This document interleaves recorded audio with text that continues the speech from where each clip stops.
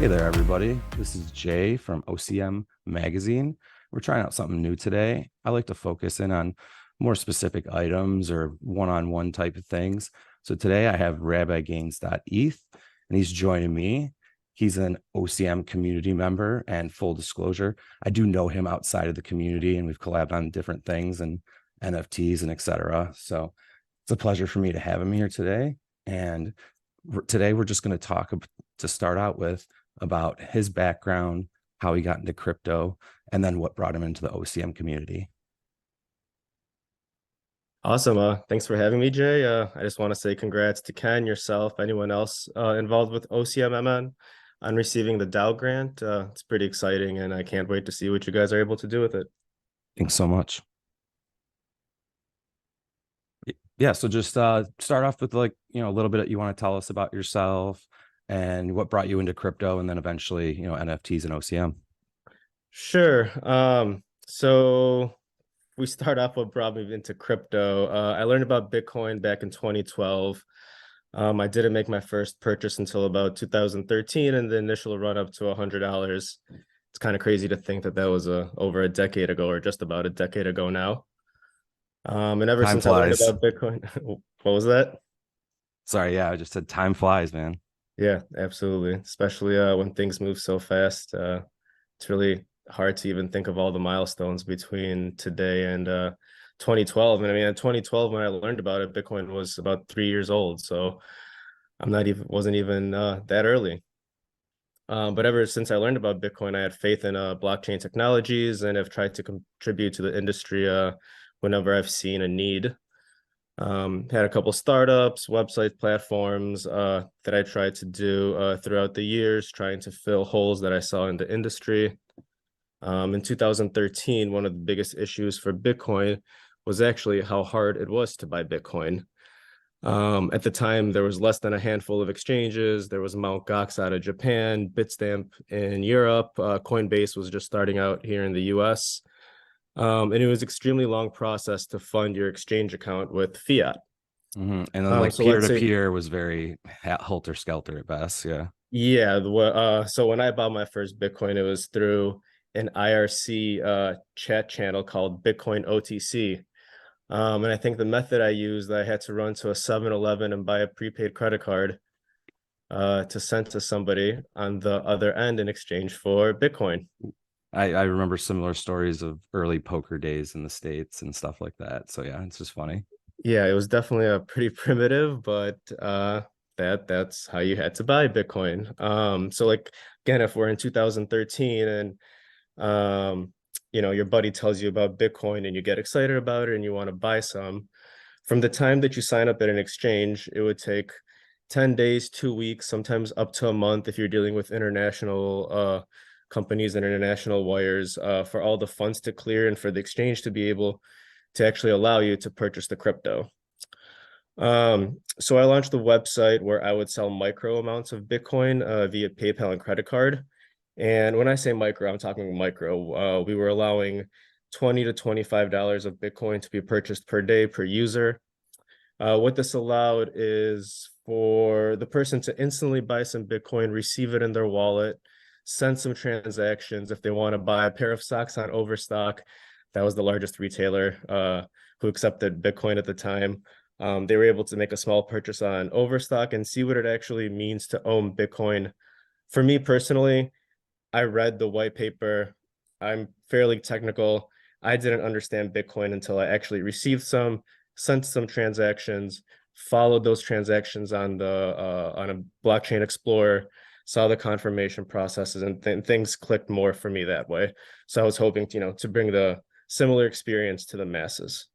Wow, that's really cool. That's actually a new story to me. So it was very interesting. It's kind of like a precursor to, I know there's like the gift cards and you can kind of, do the workaround and use Amazon, but you buy crypto and then you have your crypto and you put it into a gift card, and then you're able to purchase, regular items. There's some services like that, but sounds like this was obviously a very early predecessor. Yes, there are many methods like you explained as well. What made us different is that we were one of the first to accept credit cards. I had to speak to like 60 or 80 different banks until I was able to find a bank willing to process credit card transactions for crypto or Bitcoin related Was it SVP? purposes. It wasn't SVB. I was I'm actually just kidding. one of Signature Bank's first customers. So Oh, right down cool. the SVB line. Right. But yeah, in Interesting. 2013, um, yeah, which is actually kind of a funny and ironic story now with Yeah, how things right. turned out there. But yeah, basically, it was an easy way for people to onboard onto Bitcoin. If you were trying to invest in Bitcoin for the long term with our $25 limit, this wasn't an investment method. This our website was just buy instantly a small amount, see what it means to own it. If you like the technology, if you understand it, then you can sign up at a Coinbase or at a larger exchange and make your larger purchase Yeah. that way. Yeah, like micro targeting for small buys at school. And like you could do small reoccurring buys, and then once you believe in it more, become a more avid follower, partake. It's Yeah, very cool. exactly. Yeah, and the low limits also took off a lot of the risk off me because you don't want to be selling crypto for credit cards because credit cards are easily reversible Hmm. and dealing with chargebacks or fraudulent charges. Right. Obviously, if we were Yeah. selling large amounts, we would never get it back if there was Yeah. a credit card chargeback.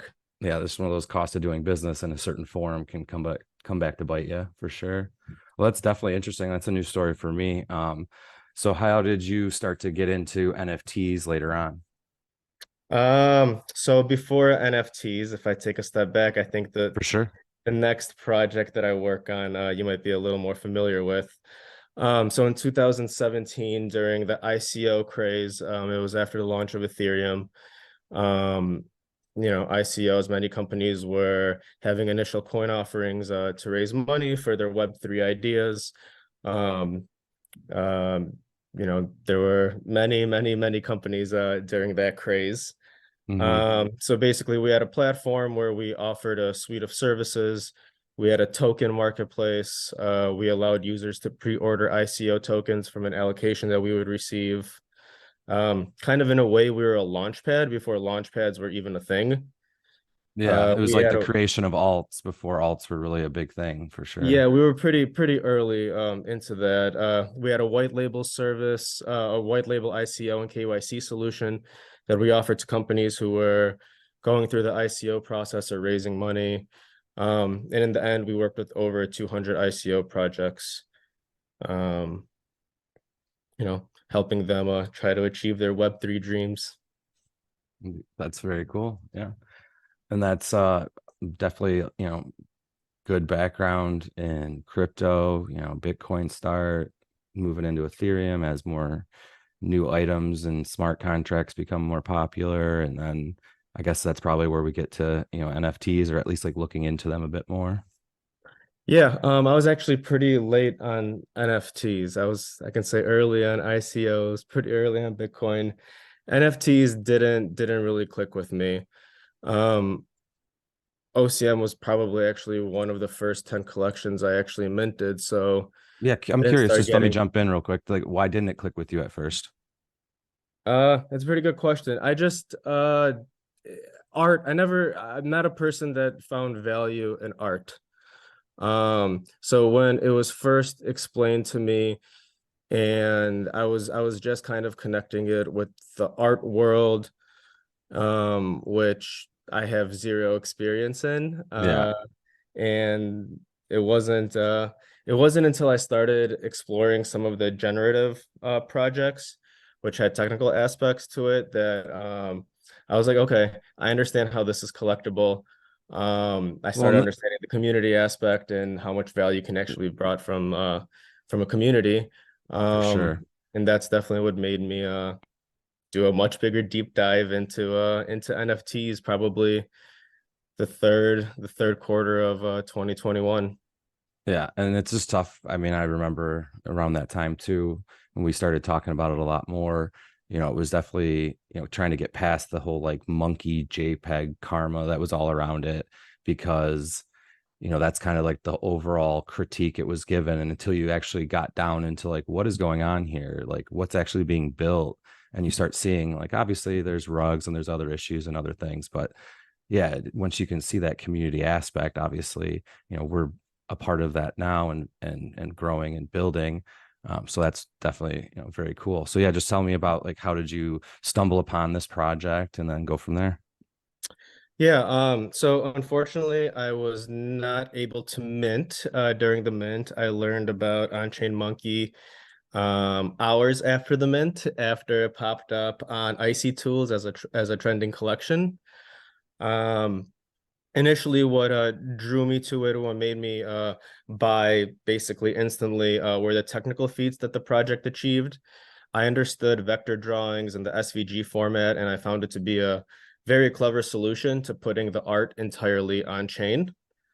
I also appreciated that they followed the trait mapping of Bored Apes, and thought there could be some like cool synergy between Bored Ape holders and the OCM collection of those members trying to find their matching monkeys. Yeah, especially early on, being a free mint, you're looking for anything to, like, be like, oh, that's a good what What's reason going to why. draw people to it, right? Yeah, exactly. That's the Um, reason. Yeah, definitely. And like the technical aspects aside, that's probably what made me buy the project, or buy the on-chain monkey NFTs. But what's kept me as a holder is definitely the team. I think all of MetaGood deserves major props for how they've been able to bring value to the whole community and just keeping them engaged and keeping them active. Um, Just so many Very different rare to see, aspects. you Yeah. know, being through ICOs and seeing how many failures there were there, and even with NFTs. Hmm. I know failure is kind of a strong word, but let's maybe Right. say not successes. Yeah. I mean, or The you learn same from thing your with failure and NFT. build better. Absolutely. Yeah, it's nice to see them working through bear markets and being first to adopt new technologies and being quick, as well. Hinting Yeah. at ordinals and how quick Danny was to seeing that. And The opportunity. Yeah, absolutely. for sure. Very cool. Yeah. And I'll just add a little nugget. So I got into NFTs because of Rabbi, and OCM was one of those projects that we were watching early, and a few others. And obviously, Yuga assets we were looking at too, but, the price range back then was just, pretty high for us. Um, so he, was like, hey, I found these things. They're coded, they're monkeys. And I was just like, okay, okay. But then, as we started to, like, dive into the discords and see the Twitters and do a space, or just see, like, the IRL events, I've unfortunately not been able to attend yet. I've, like, we barely missed Art Basel. But yeah, there's just so much going on in so many different aspects. If you want to dive into, like, development, or, kind of the journalism aspect that OCMM is focusing on, or whatever, you can kind of dive in and just learn from the team, and help each other. And it's pretty cool. So the reason I had you here today, Rabbi, was we wanted to talk about the dev tools that you've been building to help the OCM community. So if you want to just go through those a little bit and give us a little synopsis. Sure. Well, just kind of like the past couple projects that I talked about, these tools I've built out for the community have come out of a need that I've had. A lot of times I just build because I think if I have this need, others have it as well. Yeah, Um, that's very so the cool. first little tool that I built out is a Chrome extension. It runs in your browser, and when you turn it on, it overlays a couple dessert icons on OpenSea and on Blur's web pages when looking at the on-chain monkey collection. The desserts indicate whether a particular on-chain monkey has eaten the ice pop or a divine donut. So it's just a quick, easy way to see all the thumbnail grid of all the monkeys on OpenSea's page and be able to determine, if you're interested in that monkey without having to reference OnChainMonkey's actual website, to see if that monkey can be eating desserts. Yeah. Yeah. It's a very nice, simple, elegant trading tool for people looking for, a little extra value and things like that. Because obviously, if your Genesis hasn't had a popsicle or donut yet, there's the opportunity to make the DNA of that Genesis into a K1 or K2 karma. So, you know, the more sophisticated traders are going to want to look for that kind of item. Definitely. I think the unfed monkeys hold more value, in particularly the more rare traits, For because sure. those karmas will typically sell for a higher price than the raw dessert costs. So there's definitely more value to be found in some of the unfed Genesis monkeys. Yeah. Yep. Just the interest economic dynamics of all the moving pieces. Yeah, and when Dimension comes out, some alpha, I'll be happy to integrate another icon for to indicate whether the Genesis has consumed the Ooh. Dimensions dessert. So that'd be a little interpolability. I'm saying it wrong. I'm probably. Interoperability. Yeah. See, it's a tough one. Yeah, Yeah. You don't use that often, but that's very, no. very cool. Um, but yeah, that'll be interesting. Cool to see. All right. Well, thanks for that alpha, man.